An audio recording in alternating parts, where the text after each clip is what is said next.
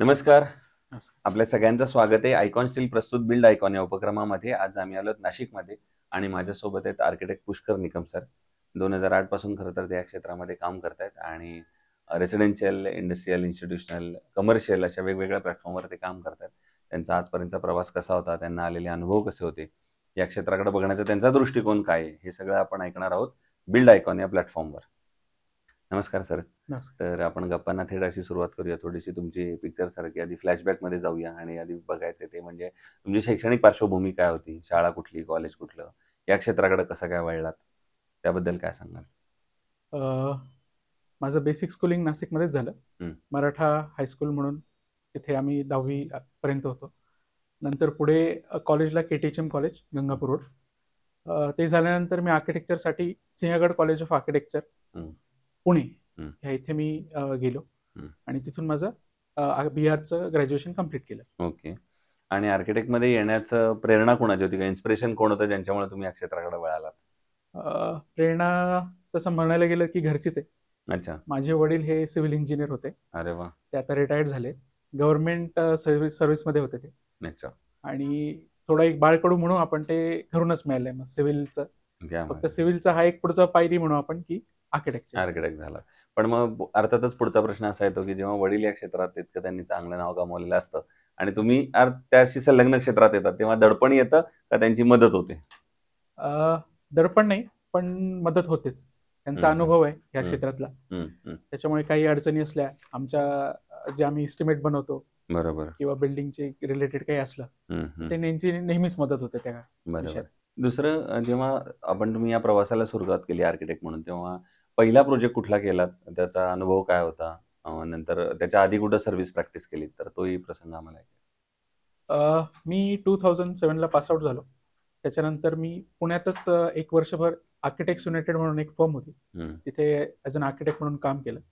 त्याच्यानंतर मला खरं सांगायचं तर जॉबमध्ये जास्त इंटरेस्ट नव्हता. हं. स्वतःची प्रॅक्टिस चालू करायची होती ओके. आणि मला ती नाशिकमध्येच करायची होती. हं, हं. त्याच्यानंतर मी नाशिकला शिफ्ट झालो. इथे मी आर्किटेक्ट धनंजय शिंदे जे आहेत, त्यांच्याकडे जवळ-जवळ 3 वर्ष जॉब केला. ओके. आणि जॉब करता-करताच आम्ही आणि माझे एक पार्टनर आहे, हं, आर्किटेक्ट संदीप ठाकरे. हं. आम्ही दोघांनी मिळून एक स्वतंत्र प्रॅक्टिस चालू करायचा विचार केला आणि ती आम्ही 2010-11 पासून स्वतःचे प्रोजेक्ट घेणं चालू केलं. वाह! पहिला प्रोजेक्ट म्हणाल तर आम्ही बंगलो केला आहे. हं. नाशिकमध्येच आहे. पिंगळे म्हणून आहेत ते क्लायंट आमचे. बरं. त्यांचा आपण एक मखमलाबाद गावठाणात बंगला केला. हं, हं. तो आमचा पहिला प्रोजेक्ट म्हणता येईल. वाह! मग आता या क्षेत्रातल्या काही प्रश्नांकडे येऊया. त्यातला पहिला प्रश्न अर्थातच हा आहे, की या क्षेत्रात तुम्ही बघितलं असेल, की अकुशल कामगारांचं प्रमाण बरंच आहे आणि अशा लोकांबरोबर काम करताना तुम्ही काय काळजी घेता? कसं ते हँडल करता सिच्युएशन? अनस्किल्ड लेबरचा थोडा इश्यू आहे सगळीकडे. मेजरली आम्ही जे ड्रॉइंग देतो, हं. त्याला आम्ही आमच्या आर्किटेक्चरल भाषेत म्हणतो, की ड्रॉइंग वाचता येतं का? बरोबर. म्हणजे ड्रॉइंग तुम्हाला रीड करता येतं का? आमचा पहिला प्रश्न तोच असतो क्लायंटला, त्यांचे कॉन्ट्रॅक्टर असतात, की तुम्हाला ड्रॉइंग वाचता येतात का? तर त्या केसमध्ये बऱ्याचशा लोकांना तर येतात, पण त्यांच्या हाताखालचे लेबर जे असतात, त्यांना ते थोडं नाही कळत. मग आम्ही शक्यतो असा कॉन्ट्रॅक्टर घेण्यासाठी प्रेफरन्स देतो, की ज्याला ड्रॉइंग कळतील. त्यानंतर साईट विजिट्स असतातच आपल्या. त्यात काही चुका असतील तर आपण वेळोवेळी तसं त्यांना गाईड करतो, की हे तुमचं इथे चुकलेलं आहे. बरोबर. आणि प्रॅक्टिसमध्ये असतानाही आम्ही ज्यांच्याकडे जॉबला होतो, आर्किटेक्ट धनंजय शिंदे सर, त्यांनी आम्हाला कधी असं एक साच्या बंद्यात ठेवलं नाही, की तुम्ही फक्त ऑफिसमध्येच काम करा. क्लायंटशी बोलू नका डायरेक्ट. तर असं आम्हाला कधी त्यांनी रिस्ट्रिक्शन्स नाही ठेवले. आम्ही साईटवरही जायचो. ते आम्हाला एन्करेज करायचे, "तुम्ही साईटवर जा. तुम्ही ऑफिसमध्ये नुसते बसू नका." त्याच्यामुळे हे थोडंसं बाळकडू म्हणू आम्ही, की ते आम्हाला सरांकडनंच प्रॅक्टिसला असल्यापासून त्या गोष्टीची सवय आहे आणि दिलेल्या ड्रॉइंगनुसार काम करून कसं घ्यायचं, हे पण आम्ही तिथेच शिकलो तेव्हा. वाह! दुसरं बिंग आर्किटेक्ट प्लॅन या स्टेजचं महत्त्व काय आणि तुम्ही प्लॅनवर कसं काम करता? प्लॅन ही सगळ्यात पहिली आणि सगळ्यात महत्त्वाची गोष्ट. आम्ही कुठलाही क्लायंट नवीन आला, की त्याची बेसिक रिक्वायरमेंट घेणं. त्या बेसिक रिक्वायरमेंटनुसार, प्लॉटनुसार, त्याच्यानंतर जे काही आपले बायलॉज आहे, त्याच्यानुसार काय डिझाइन होतंय, काय नाही, हे सगळ्यात आधी करतो. हं, आणि कुठल्याही क्लायंटला आम्ही सांगतो, की तुम्ही घाई नका करू. हं. भलेही तुम्ही 8 दिवस घ्या, पण एकदा प्लॅन फायनल झाला, तर त्याच्यात काही चेंजेस नका करू. बरोबर. कारण की आपल्या पुढच्या कामाच्या वेळेस खूप त्रास होतो नाहीतर. हं, हं, हं. त्याच्यामुळे आमचं फोकस जे असतं, ते ह्याच गोष्टीकडे, की तुम्ही आधी प्लॅन व्यवस्थित फायनल करा. थोडं लेट झालं तरी चालेल. कारण की घर हे तुमचं एकदाच बनणार आहे. बरोबर. तुमच्या रिक्वायरमेंट तुम्ही व्यवस्थित फायनल करा आणि मग त्यानुसार आपण पुढे जाऊ. नक्कीच. दुसरा एक थोडा वेगळा प्रश्न आहे ते म्हणजे नाशिक जिल्ह्याच्या विकासाचं व्हिजन एक आर्किटेक्ट म्हणून जर तुम्हाला विचारलं, तर तुम्हाला काय वाटतं? प्रशासनानं आता कुठल्या क्षेत्रावर काम केलं पाहिजे? प्रशासनाने मोस्टली जे इन्फ्रास्ट्रक्चर आहे, हं. रोड झालं, पब्लिक युटिलिटीज म्हणून किंवा सर्व्हिसेस म्हणून, ज्यात गार्डन्स येतात, अ, ह्या गोष्टींचा मेंटेनन्स ठेवणं, ते व्यवस्थित डेव्हलप करणं. रोड पण हा सगळ्यात महत्त्वाचा विषय आहे. हं, हं.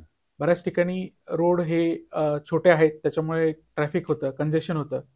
तर तिथले काय अतिक्रमण असतात, ते व्यवस्थित वेळच्या वेळी काढणं, ते रस्ते मोकळे करणं, असं प्रशासनाकडे भरपूर करण्यासारखं आहे आणि त्यांनी ते करावं. वाह! गार्डनचा फार महत्त्वाचा मुद्दा तुम्ही सांगितलात. तर मग आता प्रशासनानं काय पावलं उचलली पाहिजेत असं तुम्हाला वाटतं?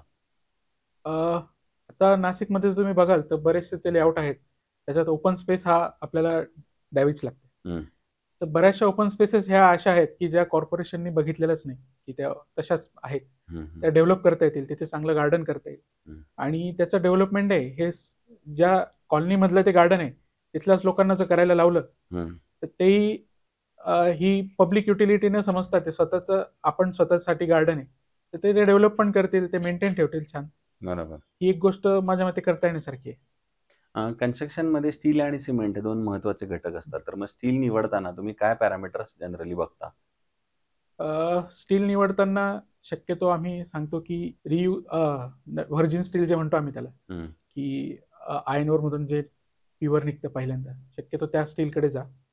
बरेचसे जुनं काही स्टील वितळून पण काही करतात. ते न जाता व्हर्जिन स्टीलकडे जा, असं जनरली आमचं सांगणं असतं बरं. प्रत्येकाला. आयकॉन स्टीलचा कधी अनुभव आहे का तुम्हाला या क्षेत्रात? म्हणजे कधी वापरलंय किंवा काय असं? बऱ्याचशा प्रोजेक्ट्समध्ये आम्ही आयकॉन स्टील वापरलंय बरं. आणि त्याचा रिझल्ट पण चांगला आहे. ओके. बार लेंथ म्हणा किंवा हं, बारचं वेट म्हणा, हं, जसं हं. स्पेसिफिकेशन आहे, बरोबर, त्याप्रमाणे त्यांचं स्टील येतं. बरोबर. दुसरं स्कूल बिल्डिंगच्या पण प्रोजेक्ट्सवर आपण काम केलेलं आहे. तर हो. शैक्षणिक संस्थांचं डिझाइन करताना काय वेगळी काळजी घ्यावी लागते इतर कुठल्याही प्रोजेक्ट्सपेक्षा? स्कूल बिल्डिंग पर्टिक्युलरली म्हणाल, तर त्यात आम्ही सर्क्युलेशन म्हणा, लहान मुलांच्या हिशोबाने किंवा मोठ्या मुलांच्या बरेचसे स्कूल हे लहान मुलांचे पण आहेत. त्यांचं सर्क्युलेशन कसं होईल? त्यांना फक्त क्लासरूममध्ये न बसता क्लासच्या बाहेर एखादं छोटंसं कोर्टयार्ड देता येईल, जिथे ते आरामशीर मित्रांशी म्हणा किंवा टीचरशी व्यवस्थित गप्पा करून एक वेगळं एन्व्हायर्नमेंट पण तयार करता येईल. ह्या गोष्टीकडे पण आम्ही थोडं बघतो. बरं. आणि आता अगदी शेवटचा प्रश्न म्हणजे या क्षेत्रात जे नवीन असेच फ्रेशर आर्किटेक्ट येतात, तुमचे मित्र येतात, ज्युनियर्स येतात, त्यांना तुम्ही काय सल्ला द्याल? म्हणजे या क्षेत्रात त्यांना जर यशस्वी व्हायचं असेल, हां. तर तुम्हाला काय वाटतं? काय म्हणजे तुम्ही यांच्याकडे शिकलाय सरांकडे, हो. तर तुम्हाला काय वाटतं त्यांचा सक्सेस फॉर्म्युला काय तो सांगा वाटल्यास?